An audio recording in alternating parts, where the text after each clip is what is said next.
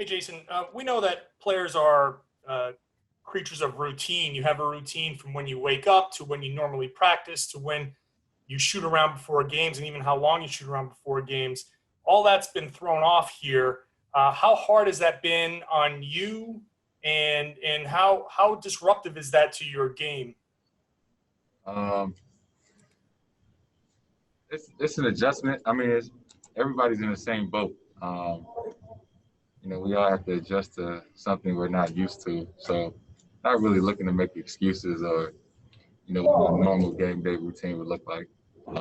Normally, I would see Deuce, or I would pick him up from school or daycare. So, I would much rather be doing that. But besides that, I'm cool. Question in person for Tanya. Speaking of Deuce, I was wondering how many books you brought to read to him, and did he have a hand in picking which books he brought? I think his mom actually sent the books to me down here. So she just picked some that are his favorite. So he was excited to see that his dad had a book that he had, so that we could keep his nightly routine going. Do you know off the top of your head what the other four are? Off the top of my head, Brown Bear. One of the books is called like Daddy Loves You, and then it's one book called Bible Stories. Can't think of the other two, but those are three of them. All right. Question in person for Gary Washburn. Jason, what did you decide to wear in the back of your jersey and why?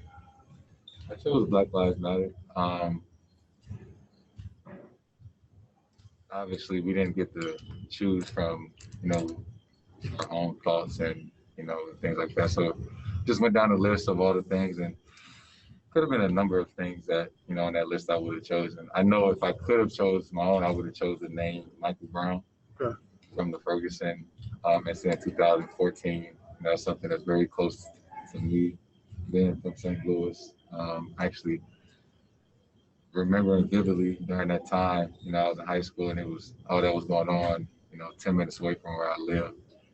So if I could have chosen that, I would have put that name on my jersey. Jason, you were 16, and what do you remember about that? I remember, obviously I remember all the protests, the riots at nighttime. I remember seeing tanks, the National Guard brought in tanks being driven down the highway. And I think, honestly, that might have been the first time I ever seen a tank in real life in St. Louis. It was crazy to see that. And it kind of was like, it was like eye-opening to myself, because obviously, unfortunately, when things like this happen, a lot of times it's in another city or another state. So it's like you feel connected in a way being a Black man. But when it happened in St. Louis, I've been in that neighborhood. I knew who he was. He was only 2 years older than me. It happened 10 minutes away.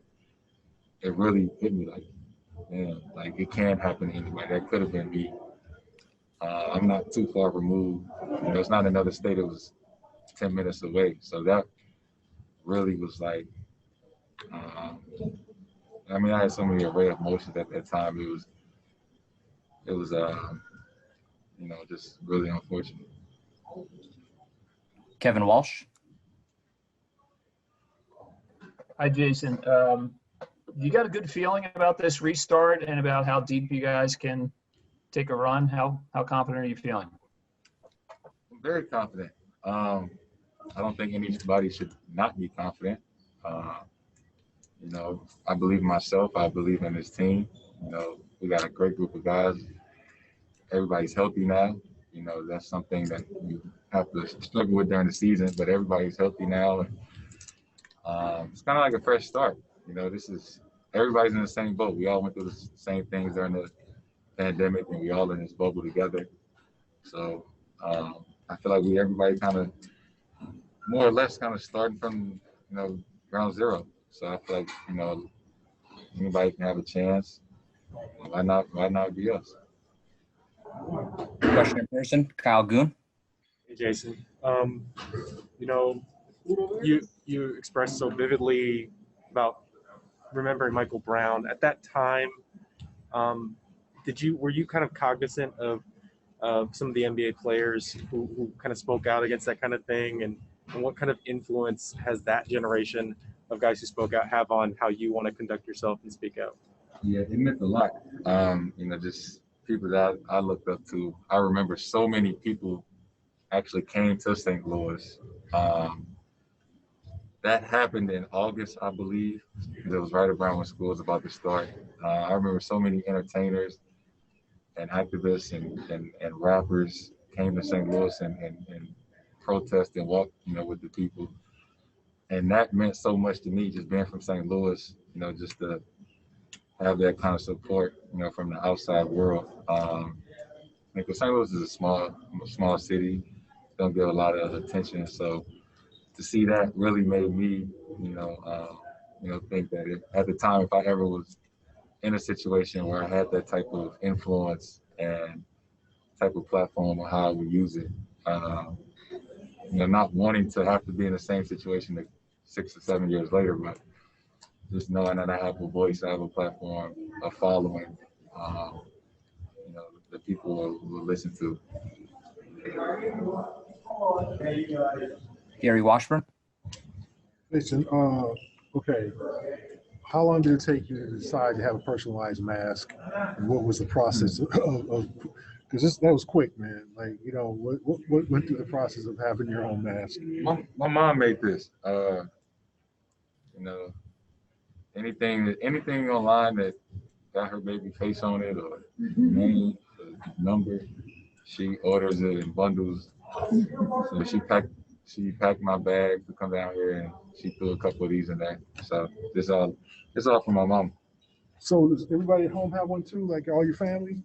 My grandma, my mom, my stepfather. Dudes don't like to wear masks. He wear the hat with the shield on it. He's not gonna put a mask on. Yeah, it's not for him. So is that a way to? I mean, that seems like a fun thing. I mean, to try to make something that's, you have to do kind of, you push your brand. Yeah. It's kind of obviously safety first.